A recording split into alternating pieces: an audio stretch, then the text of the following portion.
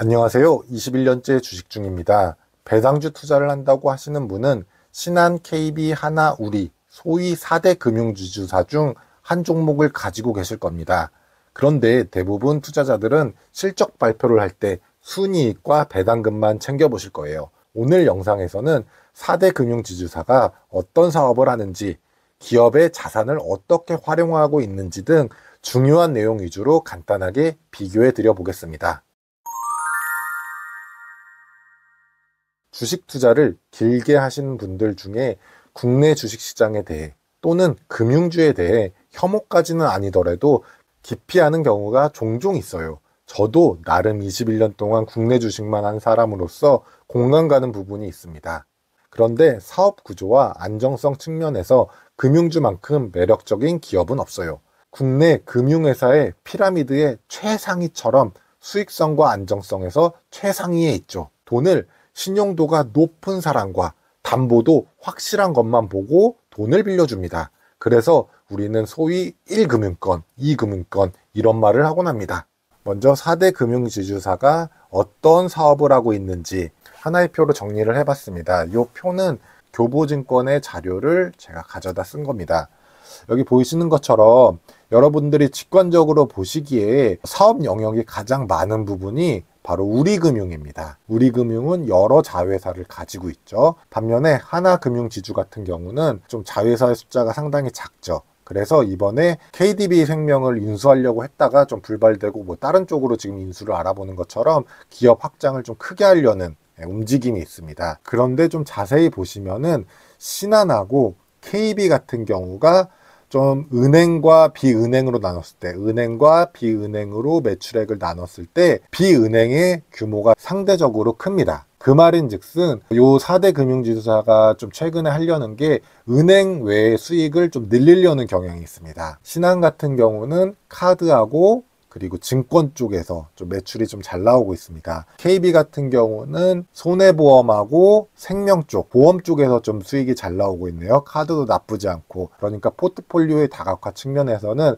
KB하고 신한이 좀 매력적으로 보이는 거죠. 근데 우리는 좀 자회사 숫자는 많은데 크게 매출액이 많이 나오는 건 좀 없습니다. 오히려 저축은행 같은 경우는 적자를 기록하고 있습니다. 그러니까 여러분들이 보실 때 좀 사업적인 포트폴리오는 KB와 신한이 낫다. 그리고 하나는 은행 외의 사업은 좀 아직은 좀 미비하다. 네, 그렇다면은 요 은행과 비은행의 총합으로 지금 기업이 어느 정도 기업 규모가 커져 있는지 제가 네이버 자료를 통해서 한번 비교를 해보도록 하겠습니다. 먼저 오늘은 매출액이나 영업이익, 당기순이익 이런 거보다는 지금 현재 어느 정도의 기업의 자산 가치를 잘 활용하고 있는지 그 부분에 좀 초점을 맞춰서 좀 비교를 해보도록 하겠습니다. 먼저 제가 좀 중요시 보는 게 ROE입니다. ROE는 순이익을 나의 전체 자산이 아닌 자산에서 부채를 뺀 나의 자본 대비 어느 정도 수익을 거두고 있는지 지표가 ROE죠.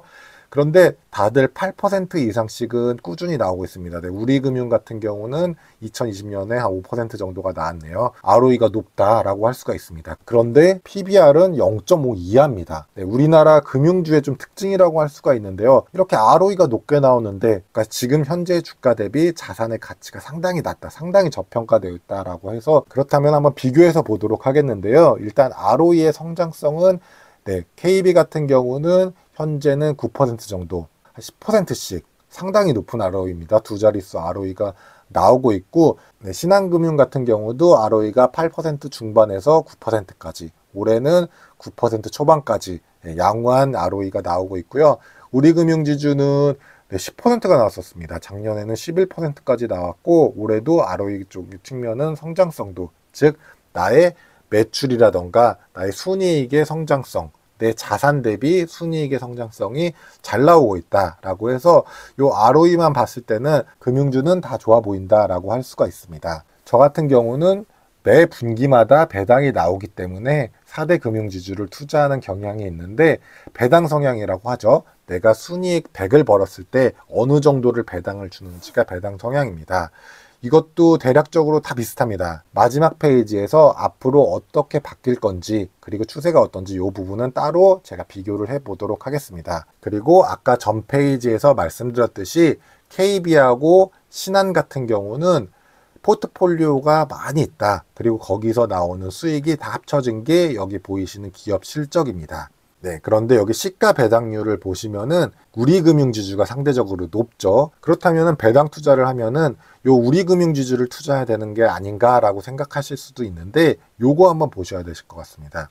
유보율 부분인데 유보율은 즉 배당을 안 하고 남긴 돈입니다. 어느 정도까지 기업에 남겨놨느냐. 요 유보율이 높다는 것은 향후 배당금을 더 늘릴 수도 있을 뿐만 아니라 새로운 사업으로 진출이 가능하기 때문에 같은 조건이라면은 유보율이 높을수록 좋겠죠. 회사에 돈이 많이 남겨져 있다는 말인 거죠. 우리 금융지주는 상대적으로 좀 유보율이 낮다. 그렇기 때문에 지금은 배당을 많이 줄 수는 있겠지만 앞으로 배당금을 줄이거나 더 늘려주지는 못할 수가 있기 때문에 시가 배당률이 상대적으로 좀 높은 게 말이 된다. 그래서 앞으로 배당은 나머지 세 기업이 더 줄 여력이 있다. 이 정도만 판단하시면 될 것입니다. 그리고 특징적으로 제가 보이는 게 영업이익과 순이익률이 상당히 높습니다. 신한금융지주가. 즉 내가 노력한 대비 많은 영업이익과 순이익이 나온다라고 할 수가 있는 거죠. 상대적으로 좀 영업을 잘한다. 그래서 시가 배당률이 좀 낮다라고 할 수가 있는 기업은 상대적으로 다른 쪽에 좀 장점이 있기 때문에 시가 배당률이 낮고요. 시가 배당률이 좀 높은 기업들은 상대적으로 다른 쪽에 약점이 있기 때문에 시가 배당률이 높은 겁니다. 저 같은 경우는 주식시장 가격이 좀 어느 정도 정답이다라고 생각을 하는 사람입니다. 그래서 지금 무조건 시가 배당률이 높다고 해서 앞으로도 배당금을 많이 줄 게 아니라 향후 어떤 사업 구조를 가지고 어떻게 배당 재원이 되는지까지도 반드시 좀 체크를 해보시고 좀 한 번쯤은 생각해 보시고 투자를 하시는 게 좋다. 그런데 제 기준으로 봤을 때는 요 4대 금융지주 다 크게 나쁜 점은 안 보입니다. 그리고 더욱이 앞으로는 금리 인상보다는 인하 쪽으로 갈 확률이 상대적으로 높습니다. 현재 상황으로 봤을 때는 금리 인하기 때는 오히려 금융회사의 재료라고 할 수 있는 돈의 가격이 떨어지는 거죠. 상대적으로 좀 금융사한테 좀 좋은 환경이 될 수가 있다라고 해서 좀 장기적으로 보셔도 좀 좋을 것 같습니다. 그리고 마지막으로 보실 게 4대 금융지주사 주주환원 추이 및 전망입니다. 주주한테 환원해주는 방법이 크게 두 가지가 있죠. 배당을 준다거나 아니면은 자사주를 소각한다. 입을 줄이는 거죠. 예를 들자면은 밥이 뭐 한 솥에서 밥이 나왔습니다. 근데 식구가 5명에서 4명으로 줄이면은 각자 먹을 양이 늘어나겠죠. 즉 배당금이 더 늘어나는 효과가 있겠죠. 같은 이익에도. 배당을 지급하는 것보다 오히려 자사주 소각하는 게 더 좋을 수도 있다. 왜 그러냐? 배당을 주게 되면은 세금을 내죠. 하지만 자사주 소각을 하면은 세금이 발생하지 않기 때문에 주주 입장에서는 오히려 주주 환원에서는 자사주 소각이 더 좋을 수가 있다. 그래서 보시면은 여러분들이 앞으로 향후에 주가가 어떻게 될까를 예측하려면은 요 흐름을 보시는 게 좀 중요할 수가 있습니다.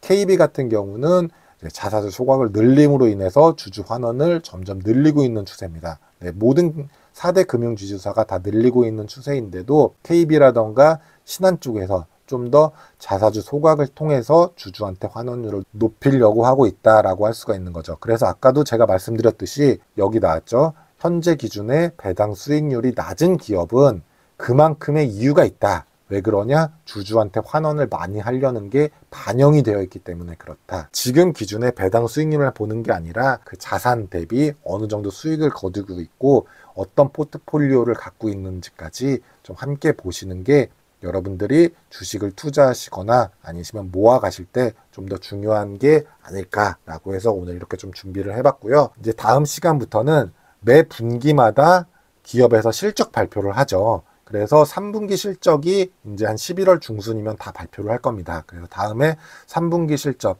이 4대 금융지주사가 3분기 실적을 발표할 때는 각각 실적이 어떻게 나왔었고 과거의 예상치 대비 좋아졌는지 안 좋아졌는지, 당연히 좋아졌다면은 배당금도 늘어날 요소가 되겠죠. 그래서 그 부분까지 같이 정리하는 시간을 매 분기마다 가져보도록 하겠습니다.